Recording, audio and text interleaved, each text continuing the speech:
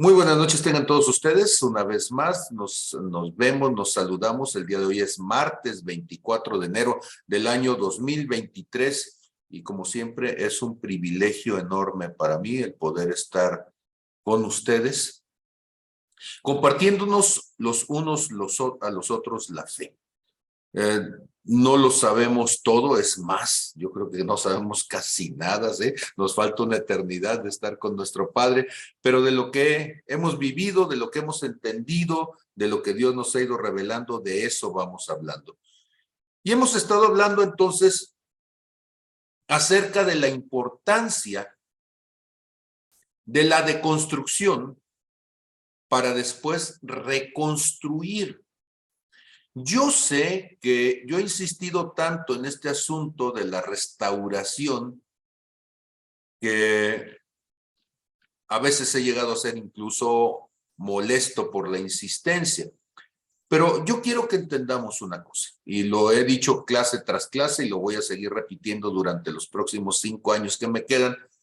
El llamado de Dios es que seamos la imagen y semejanza de Jesús. Esto lo hemos comentado en muchas ocasiones y que para aquellos que puedan dudar de que esto tiene un trasfondo bíblico, bueno, pues sabemos que se encuentra en Génesis capítulo 1, ¿sí? En el verso 26, que lo decimos una y otra vez en esta congregación. Dios dijo, hagamos al hombre a nuestra imagen, conforme a nuestra semejanza y señoría. Entonces, el deseo de Dios desde el principio ha sido que el hombre se parezca a Dios, sea la imagen y semejanza de Dios. Y cuando hablamos nosotros de restauración, porque de repente algunos hasta nos echan carrilla por eso, pues está bien si perdonas al que te quitó la paleta cuando era chiquillo o al que te asustó al perro, lo que haya sido. Pero estamos hablando de cosas de mayor nivel de madurez, no trivialidades y no simplezas para que la discusión tenga profundidad. Estamos hablando de que mientras no seamos la imagen y semejanza de Jesús, significa que hay áreas de tu vida que hay que restaurarlas.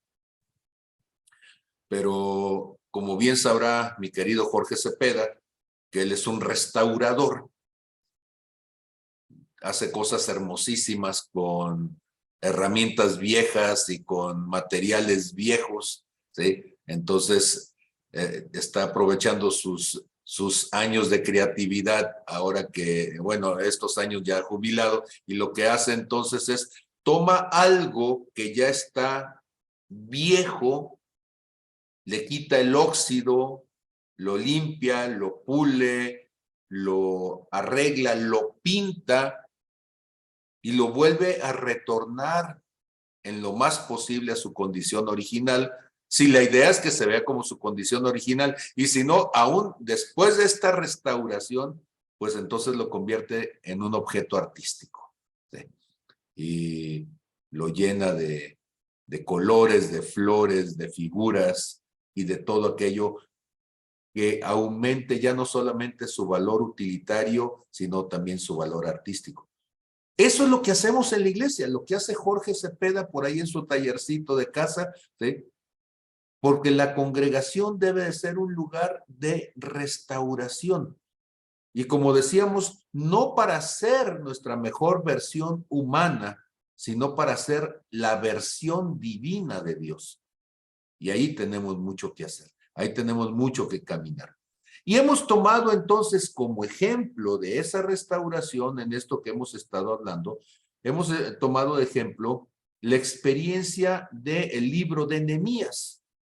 Y he dicho que Nehemías, si ustedes lo recuerdan cuando lo hemos platicado, Nehemías es un símbolo, el nombre de Nehemías es un símbolo de la acción del Espíritu Santo para cada uno de nosotros.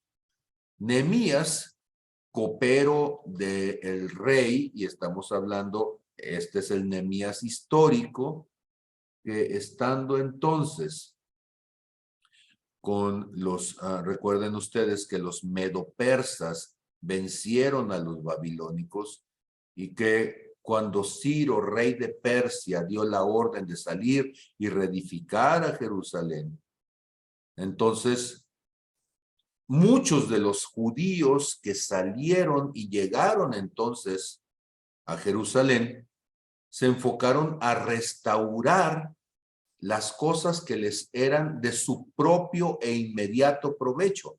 O sea, restauro mi casa, mi puerta, mi techito, pero no restauro las puertas de la ciudad, porque esas pues finalmente pues no son mías. Porque los seres humanos tenemos una cuestión muy curiosa. Si es de todos, entonces, ¿sí? Pues yo tengo derecho de ello. Soy dueño de todo, pero responsable de nada. Porque lo que es de todos, entonces, ¿por qué lo tengo que pagar yo si todos lo usan? Tenemos esa idea. Y entonces, que lo pague el gobierno, que lo pague alguien más. Y vamos dejando las cosas así. Ellos entonces dejaron pasar, lo comentábamos la vez pasada, dejaron pasar 49 años, ¿sí? Tenían 49 años con los muros caídos, con las puertas destruidas, pero ellos viviendo allí, brincaban entonces entre el escombro, brincaban entre las cosas tiradas, iban y se metían en su agujero de su casa, como ratones, ¿sí? Y nada más, pues sacaban la nariz para lo que les convenía. Y la parte triste de todo esto es que no estamos hablando solo en el aspecto natural, en el aspecto espiritual. Hay muchas personas que hemos vivido así. Tenemos nuestras vidas destruidas en áreas diversas, destruidas por cosas que sucedieron en nuestra infancia, destruidas por cosas que sucedieron en nuestra juventud, destruidas incluso por cosas que sucedieron antes de que yo naciera, y que como no son de necesidad inmediata aparente, lo que hacemos es pues brincar el muro caído y darle la vuelta a la puerta quemada y seguimos adelante. Y entonces, como decíamos en la ocasión anterior, cuando estábamos hablando de esto, andábamos por ahí por capítulo número 2 y tocamos de pasadita el verso 9 y el verso 10, cuando una vez que el rey le ha dado permiso a Nehemías para que vaya y esté entonces allí en haciendo la obra de comenzar a restaurar, él ha ido con las cartas del rey, con el permiso del rey, de la máxima autoridad, pero hay gente que no le va a gustar que tú quieras restaurar las cosas.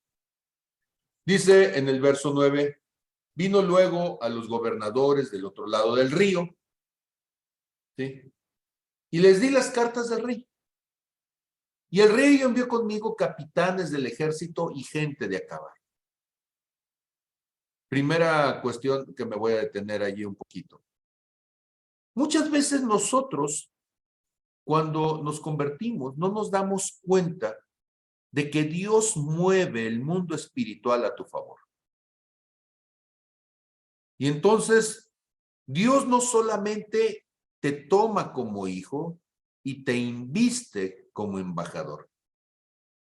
Dios mueve un mundo espiritual a tu favor para que entonces tú tengas la oportunidad de poder llevar a cabo la obra que Dios te dio.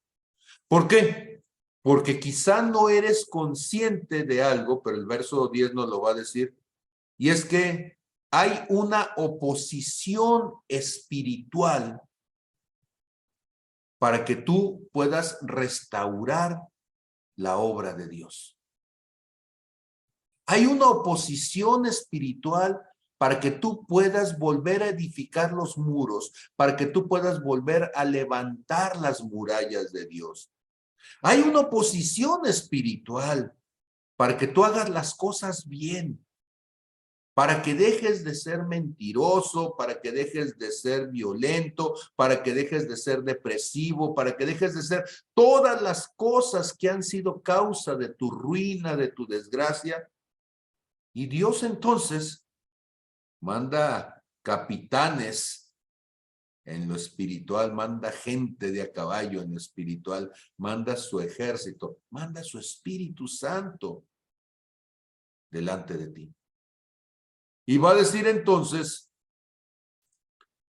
que oyéndolo Sanbalat Horonita y Tobías el siervo amonita. Y a ellos les disgustó en extremo que viniese alguno para procurar el bien de los hijos de Israel. A mí se me hace muy curioso que a veces nosotros no nos damos cuenta de una cosa que aquí es tan evidente. Sanbalat Horonita. ¿Cuál de las tribus de Israel eran los horonitas? Pues ninguno. Los horonitas no son hijos de Israel. ¿Los horonitas en qué? Entonces, ¿qué son? ¿Sí? ¿Quiénes son esta gente a la que de repente uno está diciendo, ¿sí? Pues son gente de las tribus enemigas del pueblo de Dios. Y a veces nosotros estamos diciendo, ay, es que se enojó don Sanbalat, ya no hagas eso. Se está enojando el que no le conviene que te levantes. Se está enojando el que no le conviene que hagas las cosas bien, ¿sí? Tobías el siervo amonita, ¿sí? De los amonitas que son enemigos de Dios, que se levantaron contra el pueblo de Israel. Y entonces estos enemigos de Dios están haciendo berrinche porque tú ya no estás haciendo las cosas que hacías antaño. Cuando yo era monje en la sierra de Veracruz, resulta que había alguien en un pueblo que estaba muy molesto porque estábamos nosotros hablando a la gente, siendo yo un monje católico, estábamos diciendo a la gente que cambiara sus hábitos. ¿Hábitos como qué? Pues que te pagaban y que ibas el fin de semana y te emborrachabas y dejabas toda la raya ahí en la cantinita de esta persona, ¿sí? Que ibas y te endeudabas y pedías prestado a este hombre y te cobraba con intereses. Y entonces este hombre estaba enojado porque le estábamos destruyendo su negocio. Y él decía, es mi negocio. Sí, pero tu negocio es tener a la gente esclavizada en el alcohol, tener a la gente esclavizada en las deudas. Y el argumento era, es que están destruyendo las costumbres de nuestro pueblo. Yo a veces he escuchado que la gente se molesta con el cristianismo porque no se respetan las costumbres. Y de repente yo me acuerdo de cuando era monje en estas cosas, ¿eh? Y digo, ¿cuáles son las costumbres de nuestro pueblo? Que el marido sea baquetón y se meta con quien pueda, que la mujer sea chismosa y hable de quien pueda, que el más agresivo de la casa le pegue a los demás cuanto pueda. Y de repente decimos, oiga, pues qué bonita familia, ¿verdad? El deseo de Dios es levantar de nuevo los muros de protección. Y los muros de protección tienen que ver con el fruto del Espíritu. Porque cuando tú amas a alguien, cuando tú respetas a alguien, cuando tú honras a alguien, entonces lo que estás haciendo es levantar barrera para que se proteja la relación entre esas personas. Entonces, cuando tenemos nosotros aquí a Sanbalat Horonita y a Tobías el Amonita, que son gente extraña al pueblo de Dios, que los habían dejado meterse allí y que se aprovechaban de que los muros estuvieran vacíos, ¿sí? Caídos, como dicen en mi rancho, porque se paseaban como Pedro por su casa. Entonces ellos estaban tan enojados que le vamos a dedicar después un capítulo, el capítulo 4, para ver todo el berrinche que estaban haciendo y todo lo que les decían, ¿sí? Para que no levantaran el muro. Si estuviéramos en la congregación, ¿sí? yo le pediría que en este momento volteara con la persona que está a su lado y le dijera, ya dile a tu compadre Zambalat que se vaya de tu casa, ¿sí? Y ya dile a tu ahijado Tobías, ¿sí? Que deje de estar dando lata ahí en la sala, ¿sí? O sea, ya fueron tus amigos del pasado, anduviste en quién sabe qué cosa del pasado, ya déjalos que se vayan. Son amistades espirituales que tenemos que romper. Y entonces, en el capítulo 2, en el verso 11, seguimos adelante, dice entonces Nehemías, nos sigue platicando. Llegué pues a Jerusalén y después de estar allí 3 días, recuerden ustedes que los 3 días son simbólicos, son proféticos, que Jonás estuvo 3 días en el vientre del pez, Jesús estuvo 3 días en el sepulcro. 3 días es un espacio de confrontación, de ver, meterte a las tinieblas y darte cuenta de las cosas que están allí para poder traer libertad, para poder traer la luz. Entonces, él estuvo allí en Jerusalén, estuvo viendo, analizando, sintiendo el ambiente espiritual. Y después de 3 días, dice, me levanté de noche. No lo hizo de día. Me levanté de noche. ¿Y por qué de noche? Porque él quería ver qué se movía de noche. Él quería saber quiénes aprovechaban las tinieblas para hacer, pues, lo que les convenía. En el día, los muros estaban caídos, sí, pero todo el mundo está viendo. Y alguien diría, ¿quién se va a meter si todos lo vemos? Sí, pero en la noche, cuando los muros están caídos, ahí en esos espacios es donde se mueve todo lo que debería de estar erradicado de ese lugar. Podríamos decir en nuestros días que ahí es donde se mueven las drogas, el narcotráfico, es donde se mueven las redes de prostitución, es donde se mueven las redes de venta de órganos, de trata de personas, en las cosas de tinieblas, donde no está a la vista de lo inmediato. Y Nehemías está viendo allí lo que en el día no se ve. Y dice, hay que levantar esos muros. Hay que edificar una vez más el fruto del espíritu en el carácter social. Y entonces dice, me levanté de noche, yo y unos pocos varones conmigo. Y eso se me hace interesante, porque es curioso que hay ciertas cosas a las que no puedes invitar a todos. Tienes que invitar solamente a aquellos que tengan el entendimiento, la madurez espiritual, la comprensión de las cosas que Dios quiere hacer. También entendemos que muchos son los llamados, pocos son los escogidos, muchos son los que están en proceso, pero pocos los entendidos que tienen la madurez. Muchos son los que quieren un lugar, pero pocos son los que asumen la responsabilidad de hacerlo. Muchos son los que dicen, yo iré, pero pocos los que llegado el día se presentan a cumplir con el compromiso de lo que dijeron.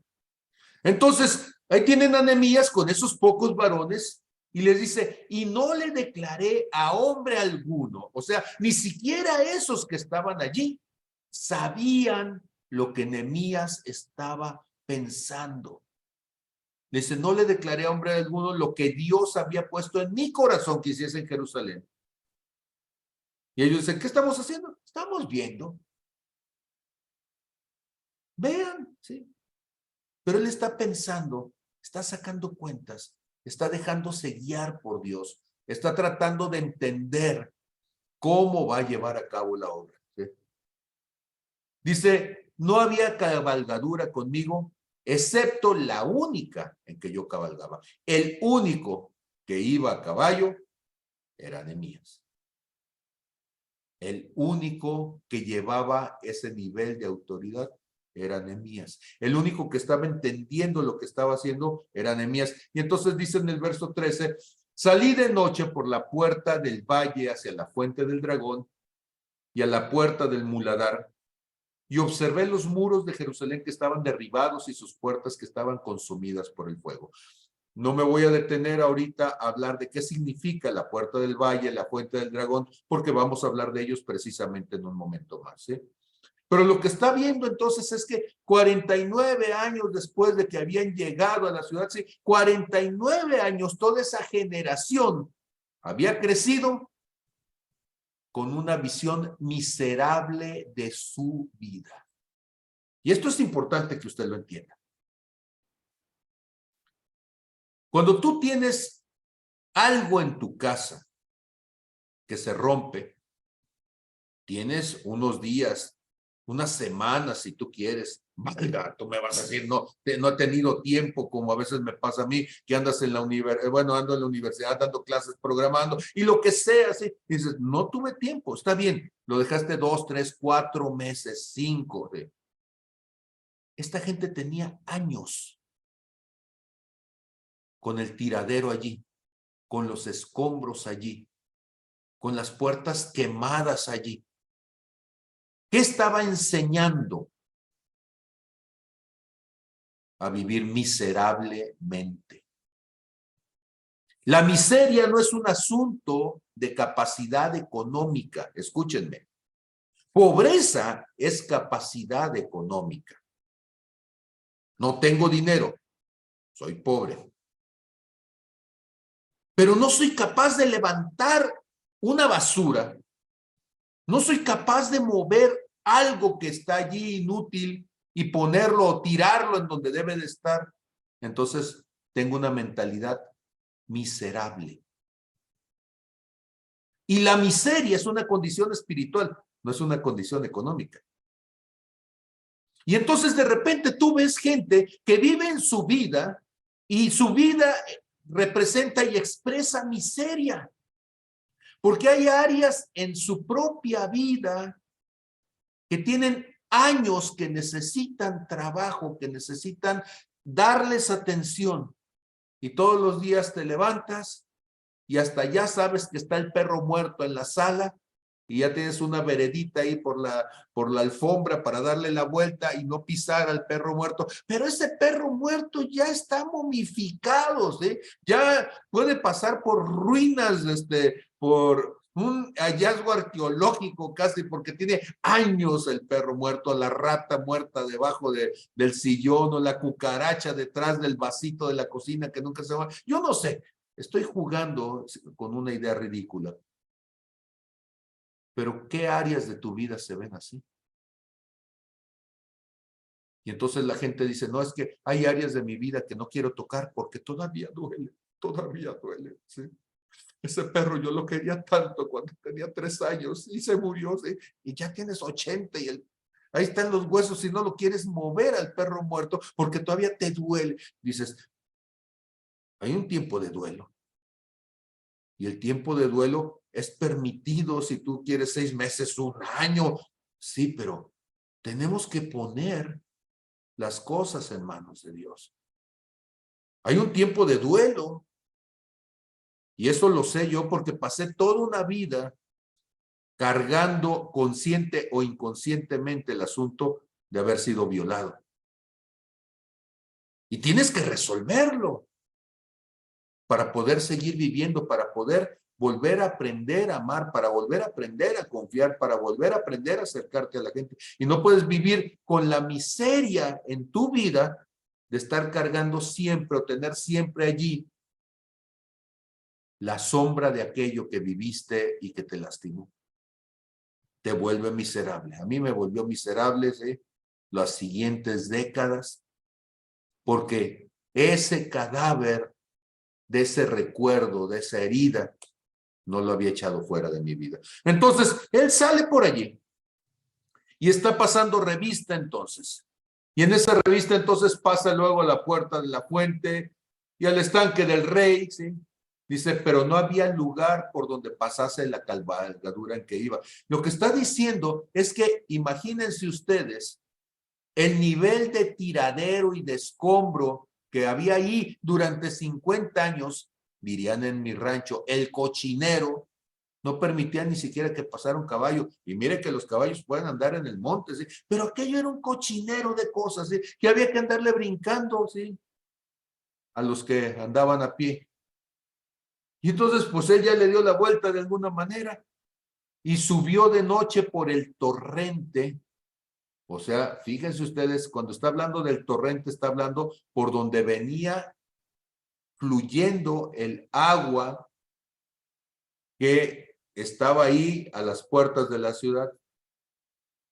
Y dice, observé el muro y di la vuelta y entré por la puerta del valle. O sea, salió, le dio la vuelta, vio todo y se regresó. Volvió a entrar a la ciudad. Y no sabían los oficiales a dónde había ido yo, ni qué había hecho. ¿Sí? Ni hasta entonces lo había declarado yo a los judíos y sacerdotes, ni a los nobles y oficiales, ni a los demás que hacían la obra. O sea, él llegó y llegó callado. No le dijo a los demás que iba a edificar los muros. No le dijo ando haciendo. No, él simplemente llegó y llegó calladito. Sin hacer alborotos. No llegó con la carta del rey diciendo, aquí me manda el rey. No. Simplemente, primero a inspeccionar, a hacer el diagnóstico de cómo estaba la situación, para después entonces tomar acción. Sanbalat, que andaba por ahí dando guerra, y Tobías, pues lo vieron y ellos no sabían quién era. Pero déjame decirte una cosa, ¿sí? Tú no tienes por qué andarles dando explicaciones al diablo de quién eres. No tienes que andarle pidiendo permiso tampoco. Tú lo que tienes que hacer es entender muy claramente qué es lo que tienes que reedificar. Y entonces, ya en el verso 17, y eso nos va a ir llevando a los últimos versículos del capítulo para poder entrar entonces a la reconstrucción, dice Nehemías, les dije pues, ustedes ven el mal en que estamos. Como diciéndoles, tienen 49 años con este cochinero, ¿se dan cuenta? Vean nada más el desastre, la miseria en la que están. ¿Se dan cuenta? Ven que Jerusalén está desierta. O sea, ¿quién va a querer vivir en este lugar? ¿Cómo se va a levantar la ciudad capital del reino? ¿Cómo se va a restaurar? Si ustedes la tienen así, ¿quién va a venir a invertir si cualquiera que invierta le van a robar? ¿Quién se va a sentir seguro? Está desierta. Y sus puertas consumidas por el fuego. ¿Les gusta? Y ellos dijeron, no. ¿Sí? Les dice, vengan y edifiquemos el muro de Jerusalén. No les dijo, edifíquenlo ustedes. Tampoco les dijo, yo lo voy a edificar. No, les dijo, hagámoslo juntos. Tomemos el reto de llevar a cabo esta obra que es fundamental y no estemos más en oprobio. Y la palabra oprobio significa vergüenza. ¿Alguien ha llevado claves? Si usted ha llevado claves, aunque sea la primera clase, entonces usted sabe que la primera clase de claves es vergüenza. Entender que la gloria que Dios había establecido para que yo manifestara su presencia, a causa del pecado, a causa de la miseria, de la mediocridad, se perdió. Y entonces, cuando nosotros estamos hablando, ¿sí?, de la vergüenza, no estamos hablando de lo que hago, estamos hablando de cómo se ha destruido mi identidad, quién soy. ¿Qué les está diciendo Nehemías? Ustedes olvidaron quién son. Ustedes olvidaron su identidad. Ustedes son el pueblo de Dios y están viviendo como miserables. No están viviendo como hijos de Dios, están viviendo como huérfanos. No están viviendo como colaboradores de Dios, están viviendo como si Dios, ¿sí?, no los tomara en cuenta, nunca les hubiera ofrecido su apoyo, su presencia, sus riquezas. Es necesario edificar los muros. Y eso es lo que yo les he estado diciendo desde hace años. Es necesario que edifiques los muros de tu carácter. Es necesario que edifiques los muros de tu corazón, que edifiques los muros de tu fe, para que salgas de la vergüenza, para que dejes de ser la burla del enemigo sobre ti. Y entonces, ahora sí, Nehemías ya les va a decir lo que ellos no sabían, ¿sí? Entonces les declaré cómo la mano de mi Dios había sido puesta sobre mí. Y asimismo, dice, les declaré las palabras que el rey me había dicho. Entonces ellos lo veían y decían, ¿quién es este chismoso? Mira nada más metiche, se anda metiendo por un lado y otro. Mira, y el puño de gente que trae y lo que ha de andar haciendo, ¿sí? Pero ya cuando sacó la carta del rey, que dijo, miren, el rey mismo en persona me envió para que hagamos la obra. El rey mismo en persona me envió para que restauremos las puertas. Hagámoslo juntos. Y entonces ellos dice, así esforzaron sus manos para el bien. Cuando nosotros estamos pensando en este Nehemías, nosotros estamos pensando muchas veces que Dios va a hacer la obra, ¿sí? Y muchas veces nosotros en el cristianismo más tradicional hemos escuchado versículos como Ezequiel 11:19, ahorita se los pongo. Ezequiel 11:19, que es bíblico además, sí, yo lo sé si es bíblico, donde Dios dice, y les daré un corazón y un espíritu nuevo pondré dentro de ellos, y quitaré el corazón de piedra de en medio de su carne, y les daré un corazón de carne. Importantísimo ese versículo. Ezequiel 36:26 va a decir, ¿sí? Una vez más, les daré un corazón nuevo y pondré su espíritu nuevo dentro de ustedes y quitaré de vuestra carne el corazón de piedra y les daré un corazón de carne. Y dicen, ahí está, 2 veces Dios está diciendo que lo va a hacer en mí. Sí, pero a mí me fascina Ezequiel 18:31 porque va a poner un equilibrio a estas cosas que estamos diciendo. Porque Ezequiel 18:31 va a decir, echen de ustedes. ¿Quién lo tiene que hacer? Tú lo tienes que hacer. Echen de ustedes todas sus transgresiones con que han pecado y háganse un corazón nuevo y un espíritu nuevo. ¿Por qué moriréis, casa de Israel? Háganse un corazón nuevo y un espíritu nuevo. Dios dice, yo te voy a dar, sí, pero hazlo tú también. Nehemías llega entonces a la ciudad con los muros derribados y le dice, lo vamos a hacer juntos. El Espíritu Santo llega a tu vida y te dice, lo vamos a hacer juntos. Y entonces, ¿cuánta gente está diciendo, Señor? Y levantan sus manos, Señor, hazme una buena persona. Y él dice, no, vamos a hacerlo juntos. Señor, que yo ya no esté fumando. Y él dice, no, vamos a hacer juntos, deja de estar comprando cajetillas, ¿eh? Juntos, hay una parte que yo voy a poner una convicción en ti, pero tú vas a tomar decisiones y tú las vas a llevar a cabo. Esto no es un tronido de dedos mágico donde Dios lo va a hacer, aunque tú no quieras, Él truena los dedos, es todopoderoso, Él es Dios. No, y Dios dice, no, no se trata de eso. Se trata de que tú estés decidido, tengas la convicción, te hagas responsable del corazón nuevo y del espíritu nuevo que yo he querido darte.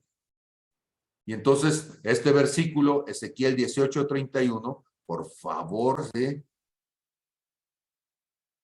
Apréndanselo, pónganlo por allí. Echen de ustedes todas vuestras transgresiones con que habéis pecado y háganse. Dios dice, seamos colaboradores. Porque ya lo había dicho en Ezequiel 11:19, 36, 26, ¿sí? Yo les daré, sí, pero hazte un corazón nuevo. Yo les daré un espíritu, sí, pero hazte tú también un espíritu nuevo. Participa, colabora. ¿Por qué te has de morir? Entonces, somos colaboradores. Cuando entonces tenemos a Nehemías en estas cuestiones, regreso con Nehemías al muro y les está diciendo entonces a ellos, hagámoslo, edifiquemos juntos, levantemos el muro juntos. Entonces, una vez más, ahí viene el compadre Sanbalat, ¿sí? Dice, pero cuando lo oyeron Sanbalat, Oronita, Tobías, el siervo amonita, y ya se trajeron otro.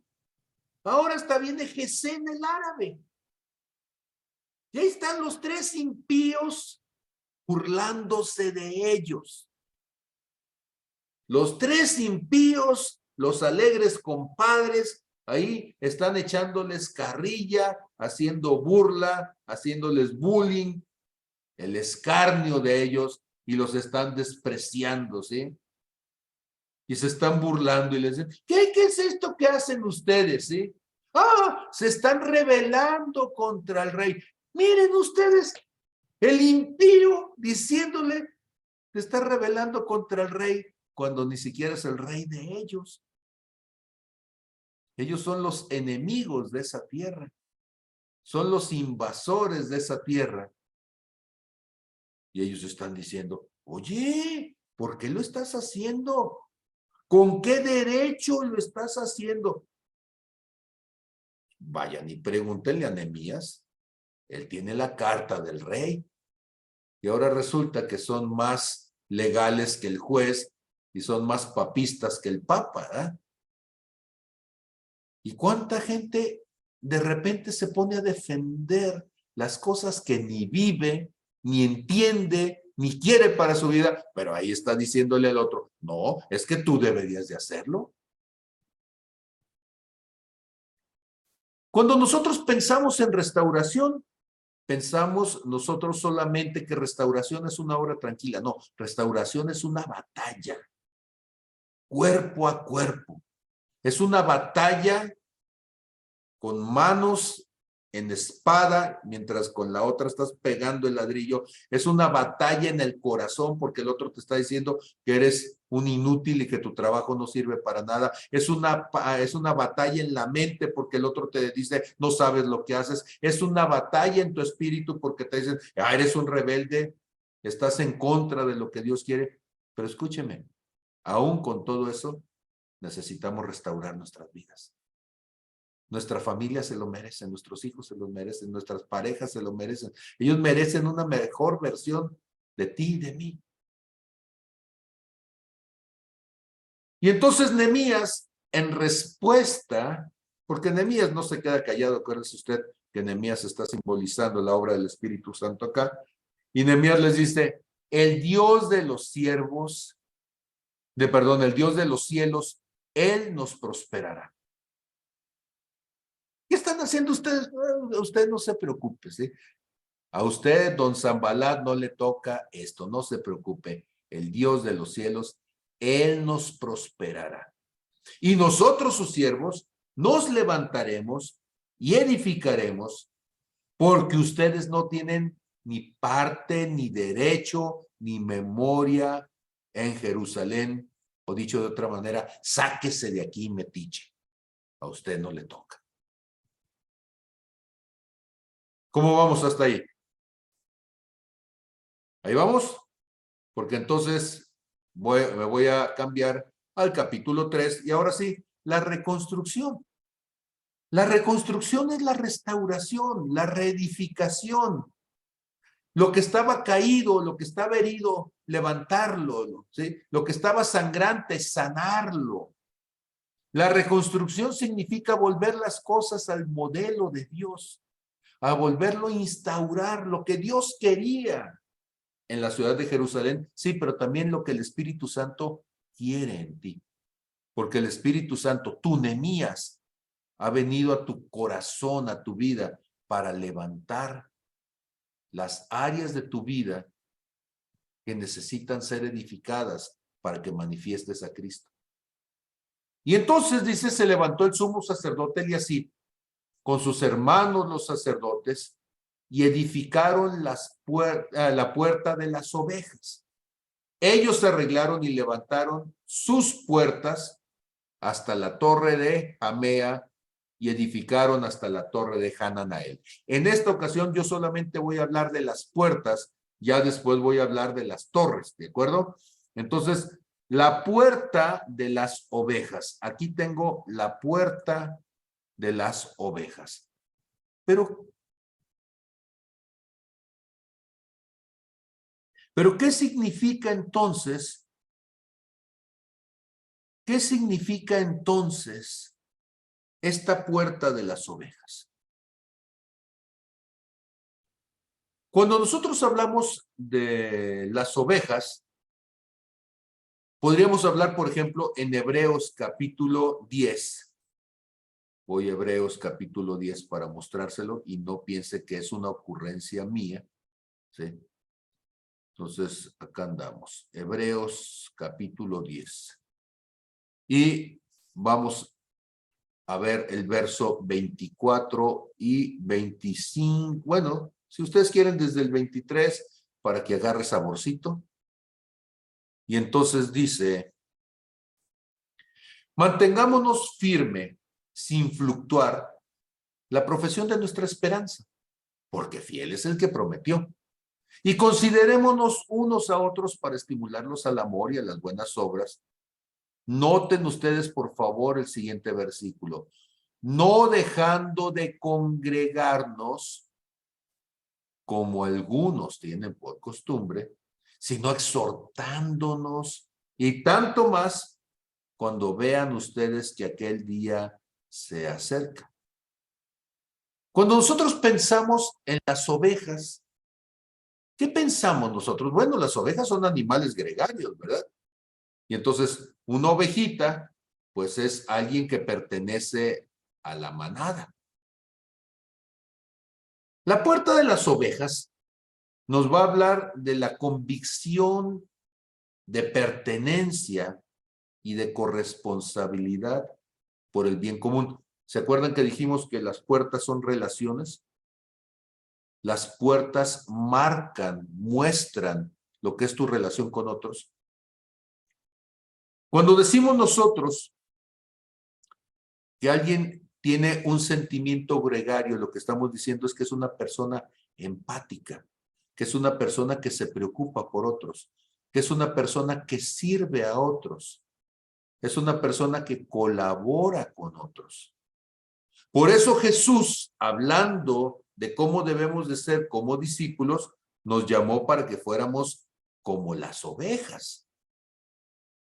Las ovejas que viven en ese rebaño y que se ayudan, que se protegen en ese rebaño.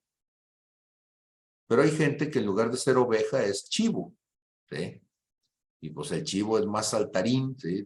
Y ahí anda de un lado para otro. En la Biblia, los chivos representan a las personas que no se ven como parte del pueblo de Dios. Jesús en Mateo 25, y no sé si ustedes recuerdan ese pasaje, pero si no se recuerdan, pues ahorita se los ponemos. Mateo capítulo 25.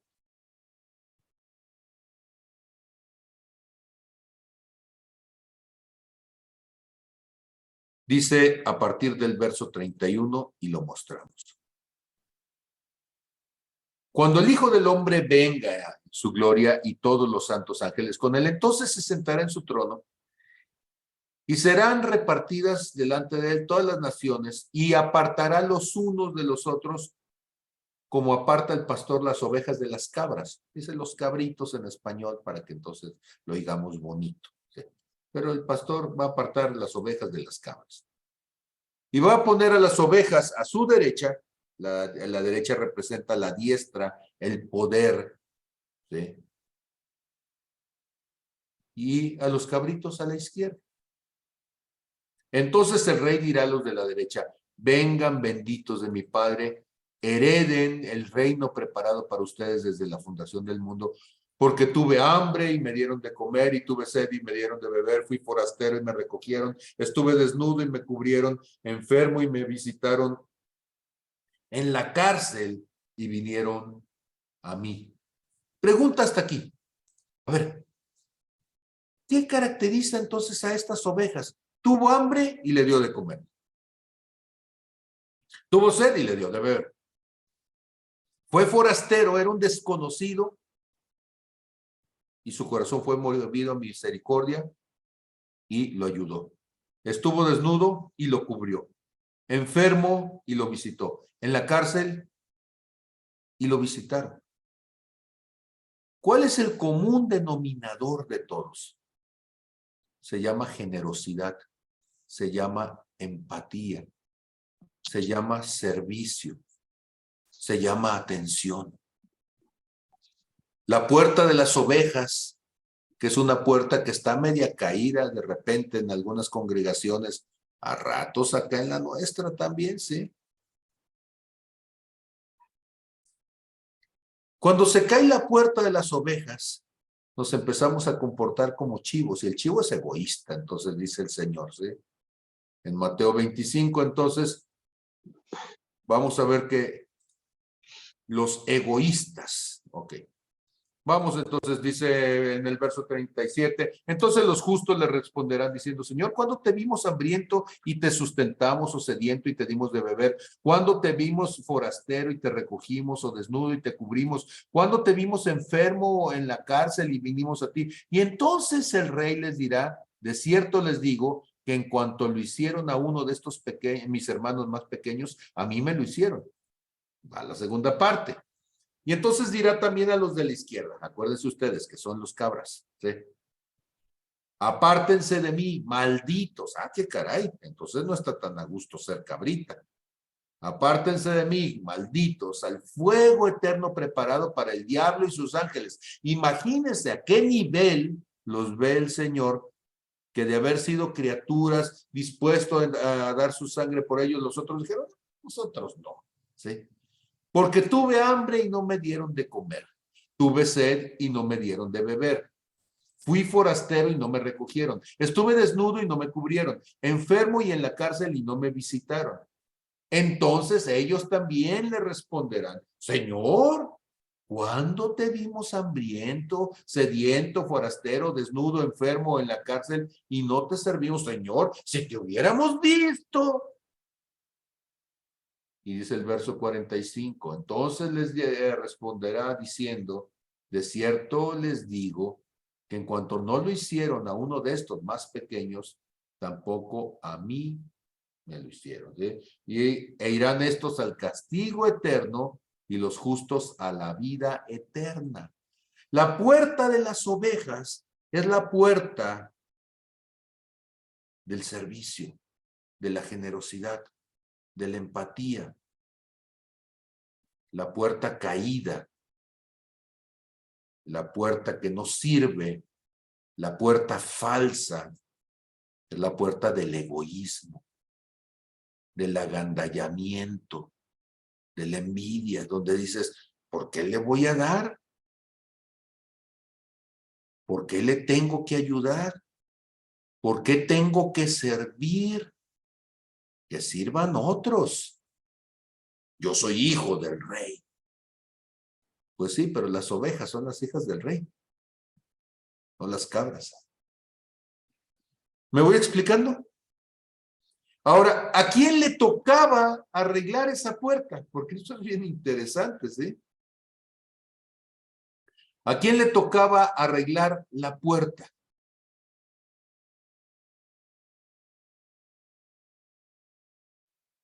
Dice, entonces se levantó el sumo sacerdote. ¿Quién? El sumo sacerdote. ¿Con quiénes? Con sus hermanos los sacerdotes. Y edificaron la puerta de las ovejas. No sé, me recuerda aquel pasaje donde hay un hombre que está golpeado y tirado en el camino porque lo robaron. ¿Y quién pasa? El sacerdote, y lo brinca. Y luego pasa el levita y lo brinca. Porque tenían la puerta de las ovejas destruida. Tenían este canal de amor, esta preocupación por el otro, ese deseo de servicio por el otro, lo tenían destruido. Y le dice Nehemías, entonces, ustedes tienen que poner el ejemplo. Ustedes son los sacerdotes, entonces ustedes tienen que ser los que primero sirvan, los que primero den, los que primero ayuden, los que primero hagan la obra, los que vayan adelante marcando el rumbo, poniendo la marcha. Ahora, déjenme preguntarles una cosa así. En santa paz y en buena lid. ¿Les he dado ejemplo? ¿Sí les he dado ejemplo de la puerta de las ovejas? Entonces, yo estoy tratando de restaurar como sacerdote y decir, necesitamos hacerlo. Necesitamos darnos, necesitamos ayudar, necesitamos colaborar, ¿sí? No es lo mío porque ya saben ustedes que mi persona, sí, pero yo no me puedo excusar ni en el autismo, ni en nada. O sea, yo tengo que decir, yo soy un servidor de Dios y tengo que hacerlo más allá. Y noten ustedes cómo pudiendo haber empezado en cualquier otra puerta, empezaron por allí. Y pudiendo haber empezado por cualquier otra familia, empezaron por los sacerdotes, porque el buen juez por su casa empieza. Y Dios tiene que comenzar por aquellos que dicen que quieren servir a Dios y que están al frente y que quieren ser ejemplo, pues entonces restaure la puerta de las ovejas en su casa y sea ejemplo. Hágale la lucha. Pues es que la puerta tenía 50 años caída y nunca me enseñaron a mí a poderla edificar. Pues sí, pero ya estamos viejones y necesitamos tomar entonces ejemplos, ¿sí? Cuando nosotros pensamos en lo que significa la protección de rebaño, ¿han escuchado ustedes con la pandemia? ¿Escucharon ustedes aquello de la inmunidad del rebaño?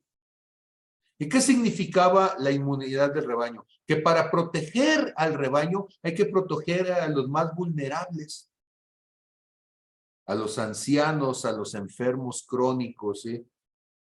Y dejar entonces que el coronavirus se propagara por el resto de la población para que se fortalecieran, que desarrollaran inmunidad y entonces se volviera una enfermedad que podría ser enfrentada por la humanidad. Y entonces dice, los más fuertes que le entren a la lucha, que le entren a la batalla. Y los más viejillos, pues a esos hay que cuidarlos. Pero de repente se viene la fecha del campamento y son los viejillos los que andamos trabajando, ¿sí? Y los más jóvenes los que, ay, se cansan y le tienen miedo a la soleada y le tienen miedo al trabajo.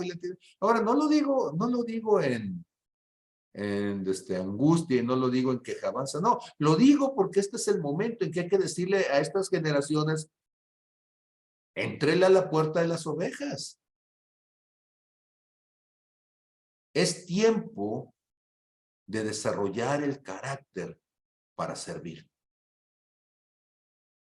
Ese es un área que está muy poco desarrollada en muchos de la congregación. Necesitamos servir. ¿Cómo se puede servir? La gente dice, ¿cómo puedo hacerle para servir? Bueno, por lo pronto llega antes. Si llegas a la hora que todo está servido, pues ya no hay nada que servir, ya todo está listo, ¿sí? Pero si llegas antes, entonces hay un montón de necesidades. En las fiestas normalmente haces así, ¿sí? Si tú llegas antes de la fiesta, te toca acomodar la mesa y ponerse. Y si te esperas a que se acabe la fiesta, también te va a tocar la oportunidad de servir, porque ahora todo lo que se puso hay que quitarlo, y todo lo que se tiró hay que recogerlo, y todo lo que se ensució hay que limpiarlo, pero a nadie le gusta esa parte de las fiestas, ¿eh? Entonces es más fácil ser invitado que ser de casa, porque el que es invitado llega tarde y se va temprano, pero el que es de casa llega temprano y se va tarde. Pero si me permiten decirlo y sin que suene amargura, yo prefiero ser de casa. Porque las ovejas son de casa. Las cabras al final no son de casa. Y entonces cuando nosotros pensamos en eso, pues tenemos que pensar en que hay que proteger al débil. Otra cosa que es importante es la protección del rebaño, ¿sí?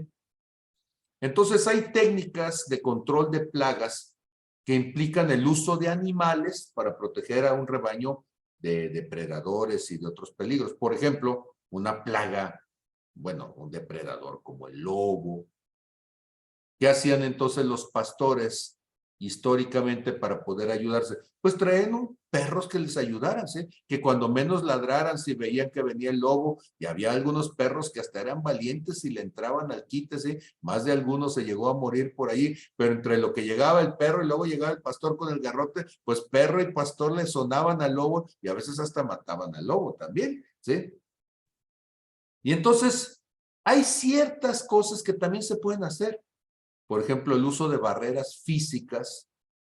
Bueno, pues para eso se ponían entonces ramas espinosas alrededor, ¿sí? Para que entonces el rebaño pudiera estar protegido entre esas ramas espinosas.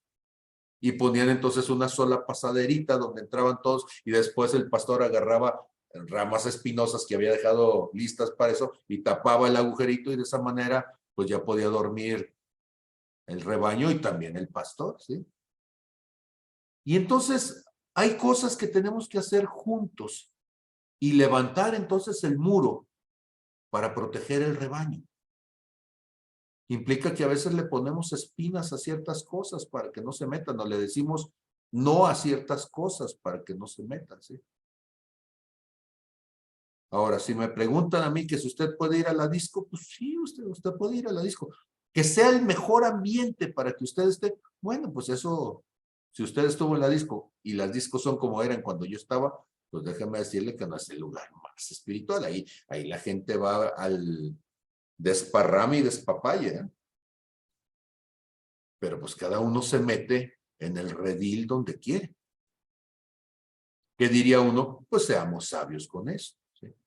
No me asusto, no me asusto. Yo vengo de esas y peores, pero por lo mismo, pues tampoco voy para allá otra vez, ¿sí? Entonces, Nehemías andaba en la puerta de las ovejas, dijo a los sacerdotes lo entendieron muy bien y agarraron entonces bien la idea, si éramos antes, agarraron la onda y ellos entonces edificaron esa puerta. Arreglaron y levantaron las puertas hasta la torre de Ahemea y las edificaron hasta la torre de Hananael, significa que agarraron un buen pedazo. Junto a ella edificaron los varones de Jericó y luego edificó Zacur, hijo de Imri. Entonces, al ejemplo de los sacerdotes, ¿sí?, comenzaron a edificar otros.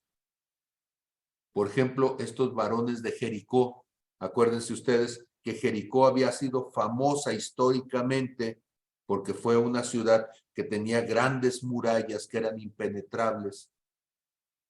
Y al ejemplo de ellos, los sacerdotes, aún los otros que venían de fuera dijeron, nosotros también queremos ayudar. Zacur, hijo de Imri, y ellos dijeron, nosotros también queremos ayudar. ¿Por qué? Porque el ejemplo arrastra. Más que las palabras, el ejemplo motiva. Y entonces se empieza a edificar y llegaron entonces hasta la puerta del pescado. Aquí lo voy a poner acá. La puerta del pescado. Los hijos de Sená edificaron esta puerta del pescado, la enmaderaron, ¿ya? Pusieron lo que es toda la base y las protecciones, y se me olvidó ahorita cómo se llama lo que lleva la puerta alrededor, ¿sí? Levantaron las puertas con sus cerraduras y sus cerrojos, todo ello, ¿sí? Los hijos de Sena. ¿Qué implica la puerta del pescado? Cuando nosotros hablamos de la puerta del pescado, a mí, siempre que estoy pensando en algo, a veces leo comentarios de otros y hay veces que leo interpretaciones que, ay, pues esto como que no suena tan bíblico, ¿eh? No sé cómo le hacen ustedes, pero yo me pongo ahí a darle y darle, y ahí estoy de latoso con el Espíritu Santo. Y lo que me recordó el Señor es cuando en Lucas capítulo 5, en el verso 10, Lucas capítulo 5, en el verso 10, Jesús, ¿sí? Desde el verso 9, está hablando con Pedro, Simón Pedro, ¿sí? El cual cae de rodillas delante de Jesús y le dice, apártate de mí, Señor, porque soy hombre pecador. Acuérdense que Simón Pedro, pues era un hombre de pueblo, era pescador. Acaban de tener la evidencia de una pesca milagrosa. Ellos habían pasado toda la noche tratando de pescar, llegaron con las barcas vacías y Jesús les dijo, vayan a aguas profundas y echen sus redes allá. Ellos decían, ay, pues ¿qué puede saber esto de pesca? Los pescadores somos nosotros, pero estuvieron dispuestos, fueron a las aguas profundas, echaron las redes y la pesca era tanta que estaban a punto de que se hundieran sus barcas, ¿sí? Y entonces dice el verso 9, porque por la pesca que habían hecho, el temor se había apoderado de él y de todos los que estaban con él. Y asimismo Juan, Jacobo y Juan, los hijos de Zebedeo, los que eran llamados Boanerges, los hijos del trueno, que eran compañeros de Simón. Pero Jesús dijo a Simón, no temas, desde ahora serás pescador de hombres. Cuando nosotros hablamos de pescar, de lo que estamos hablando es de alcanzar algo que inicialmente no lo tenés allí. Significa poder tomar algo que Dios quiere que tomes.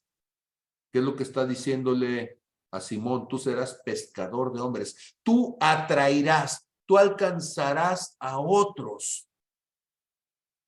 Y restaurar la puerta del pescado significa restaurar la conciencia de nuestro potencial para afectar a los demás, para cumplir el propósito y llamado de Dios en nuestras vidas, ¿sí? Y entonces cuando nosotros estamos diciendo eso, lo que estamos diciendo es volverte consciente de cómo tu vida afecta a otros.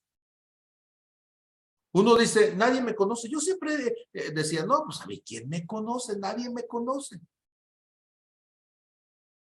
Y te vas volviendo viejo y te das cuenta que un montón de gente te conoce, ¿sí?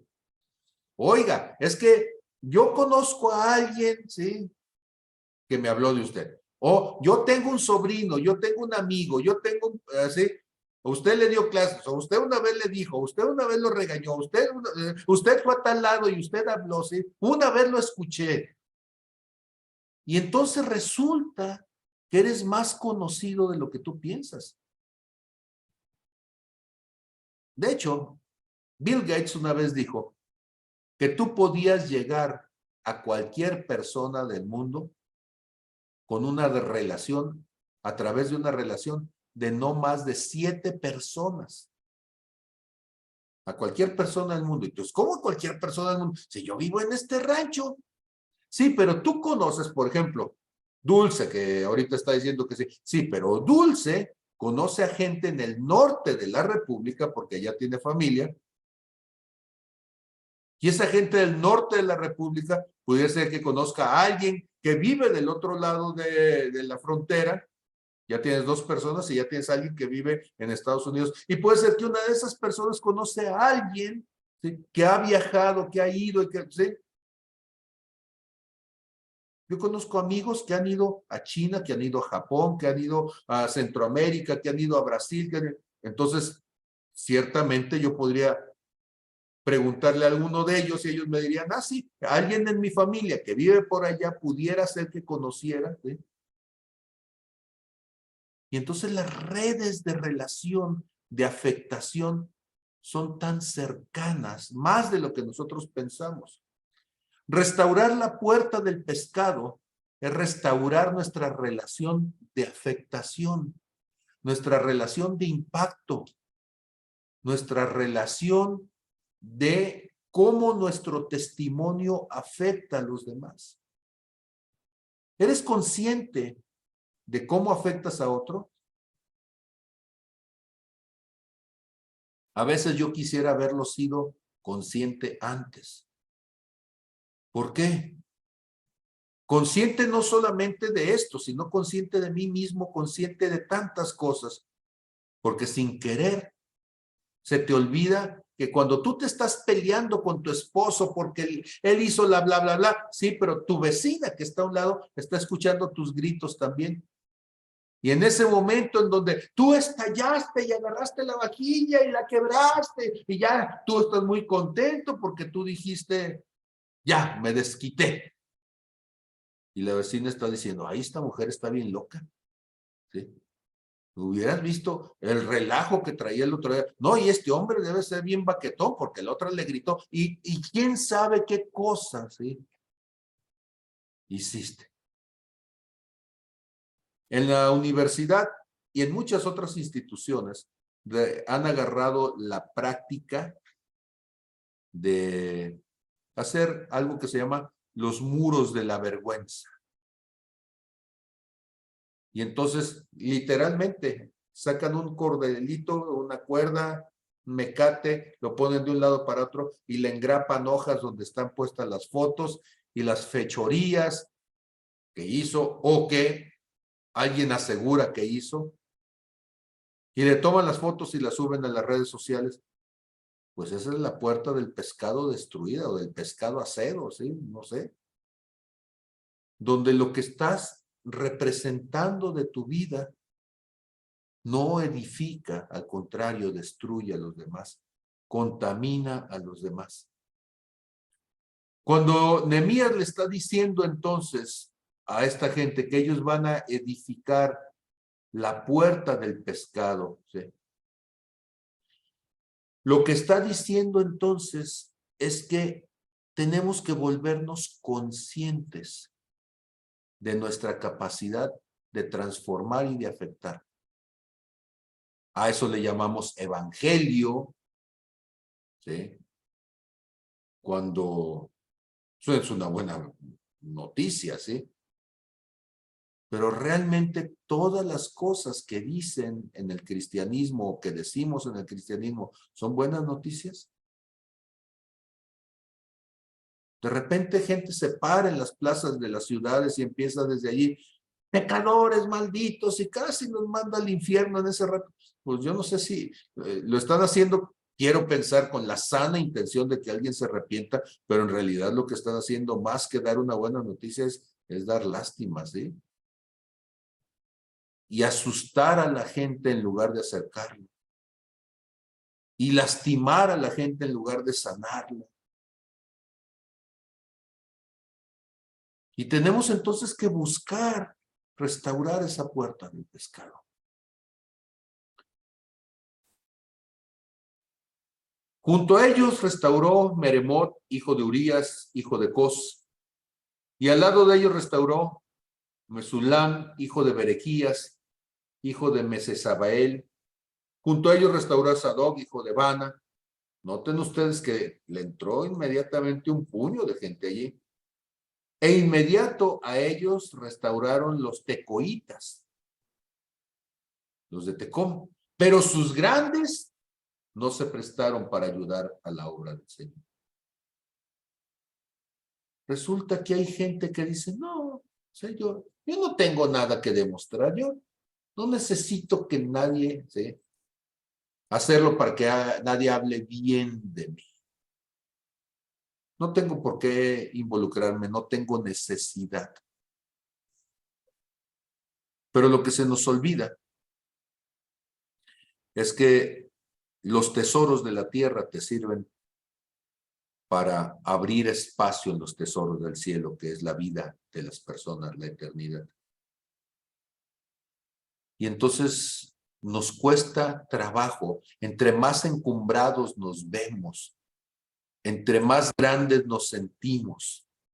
El señor don fulanito, el doctor, ¿cómo va a andar moviendo tiliches? ¿Cómo va a andar cargando cosas? ¿Cómo va a andar sirviendo ollas? Porque se sienten grandes, importantes para servir a otros. Pero Marcos 10:45 nos dice que el Hijo del Hombre no vino a ser servido, sino a servir y a dar su vida en rescate por muchos. El ejemplo del servicio es que el Señor de señores y Rey de reyes se inclinó delante de sus colaboradores y les limpiaba los pies, les lavaba los pies. Entonces, eso nos habla no solamente de impacto, nos habla de actitud, nos habla de humildad, nos habla de sencillez, nos habla de transparencia. Para poder impactar a otros necesitamos ser genuinos, necesitamos ser honestos, necesitamos ser sencillos, necesitamos ser humildes. ¿Qué queremos representar? ¿Que somos lo que en realidad no somos? ¿Que tenemos lo que en realidad no tenemos? Representemos que somos hijos del Rey, que somos hijos de Dios. Hemos llegado a la puerta vieja, pero esta puerta vieja la vamos a dejar para la siguiente ocasión, porque hay cosas que decir de ella, porque es una puerta importante, la puerta vieja. Pues hasta aquí hemos llegado en esta noche. ¿Comentarios?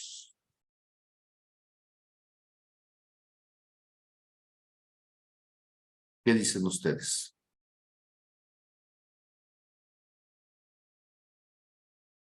¿Alguien tiene algo que comentar? ¿Le parece que fue correcto o fue equivocado, fue visceral, fue tendencioso, fueron las amarguras del que habló, o hubo algo que entendiste de parte de Dios?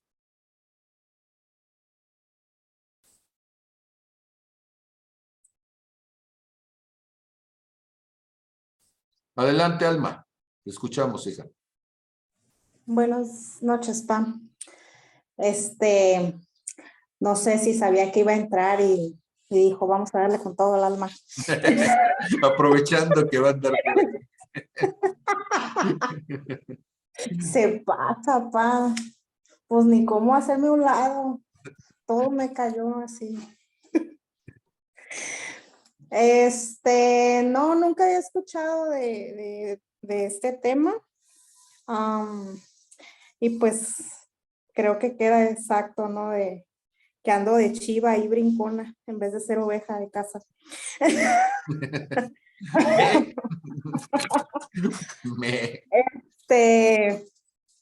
Pues no sé que nos has dado muy buen ejemplo y aún así no me quiero comprometer. Siempre hay alguna justificación para no servir. Creo que pues he sido orgullosa, como te ponían en el mensaje. Y bueno, pues para ya no destapar más cosas, porque me da pena. Tantos años de estar ahí contigo y nomás no aprendo. Pues tengo muchas cosas que trabajar, ¿no? Todavía y que aprender. Me da pena porque ya estoy grande. Y sigo con inmadurez y no queriéndome comprometer, ¿no? Es tiempo de restauración, hija. Para eso vino Nehemías, el Espíritu Santo, a edificar los muros enmaderar las puertas y levantar las torres. Vas a ver qué va a suceder. Este año va a ser un año de mucho edificar. Espero que sí, porque me retumba mucho en mi cabeza los 7 años que dices que vas a estar y digo, ay Dios, ya son Te menos quedan y ya son 5, menos y según te quedan 5, sí, ya cumplí se 55. me va a ir mi papá y no lo estoy aprovechando y al rato voy a andar llorando de ya no está. Sí, me vas a cantar, Entonces, ya no estás más a mi lado, corazón. Sí, sí, pero para que no andes cantando las de tríos, mejor de una vez, ¿sí? Vamos a aprovechar ahorita que está. ¿Sí? está bien. Amén. Bueno, gracias por el tema. Gracias, chiquita. Muy bien, bendiciones. ¿Alguien más? Bye. A ver, estoy tratando de ver manitas, no hay manitas. Pues tuvo, a ver, Dulce, adelante, Dulce.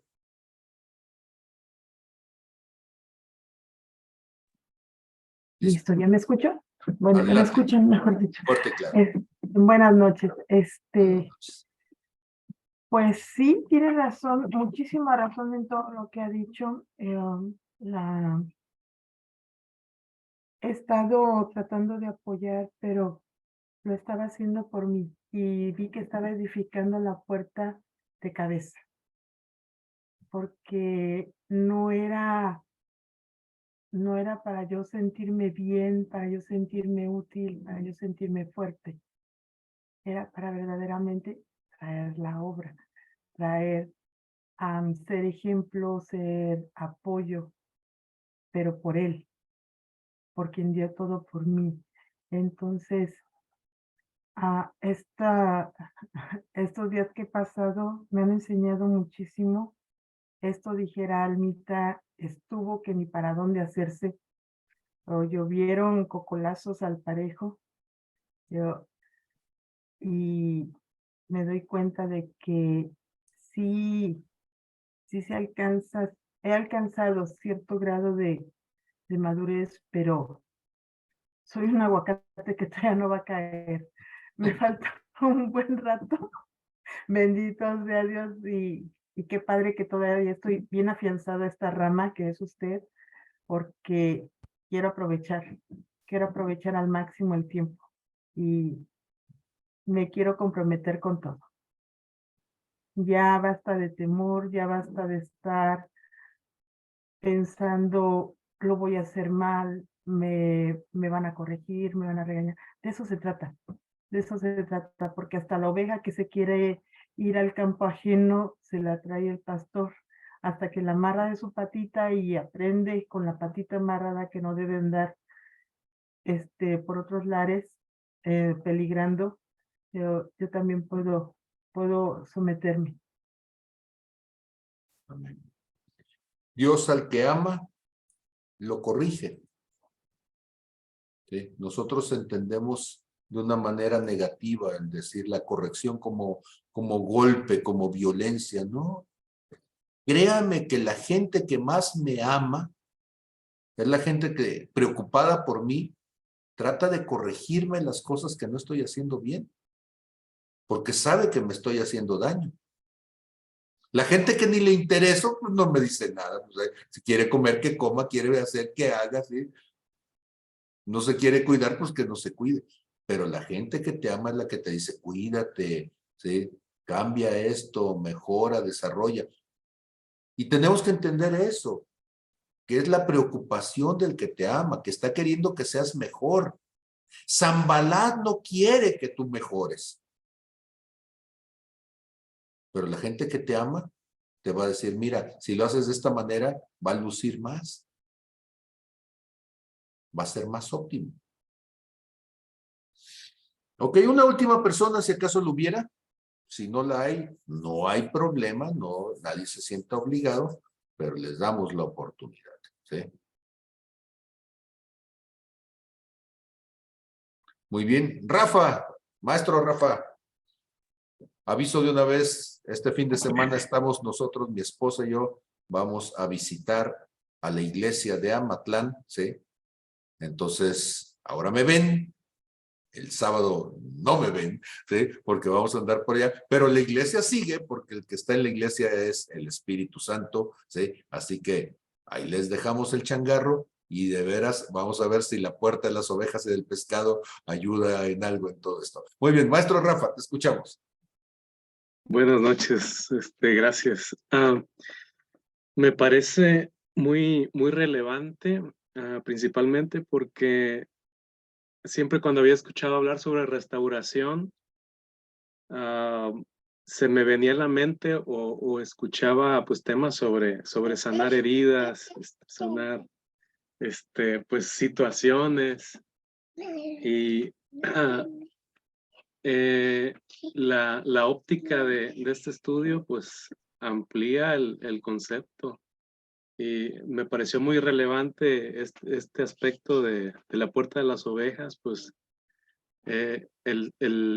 finalmente el oficio del ministro, ¿no? Hacerse menos, servir y todavía más la segunda puerta, la puerta del pescado, ajá, el pescado. Y hace rato mencionabas, ojalá me hubiera dado cuenta de lo relevante que soy para otros, ¿no? Y yo creo que al menos yo me estoy dando cuenta de esto hoy. No que no me haya interesado, pero nunca le había dado esa importancia. O sea, pues el mantener el testimonio, el ser consciente de la influencia, así como hace rato decías, del potencial que tenemos para atraer a otro, pero ese potencial que tiene que ser desarrollado, ¿no? Para finalmente que otros puedan ver algo en mí, que finalmente lo que tengo que reflejar es a Cristo, ¿no? Casi nada. Amén. Entonces, me parece muy tremendo, muy edificante, principalmente para nuestras vidas. Gracias. Pues muchísimas gracias, maestro Rafa. Y gracias a todos ustedes por haber estado aquí en esta noche. Ahí les encargamos esas dos puertas. No se me desespere, porque en el capítulo, capítulo 3, usted va a ver 10 puertas, pero en capítulos más adelante usted se va a encontrar 2 puertas más. Son en total 12 puertas, así que eso nos va a dar todavía puertas para rato. Y después de las puertas vamos a tener entonces torres, tenemos 5 torres y vamos a hablar entonces de eso y espero en algún momento poderles mostrar un mapita de la Jerusalén antigua y algunas cosas que podríamos entender proféticamente de eso. Si nos da la vida para todo eso, entonces tenemos charla para rato. Cuídense mucho, buenas noches, bendiciones a todos y seguimos adelante. Amén.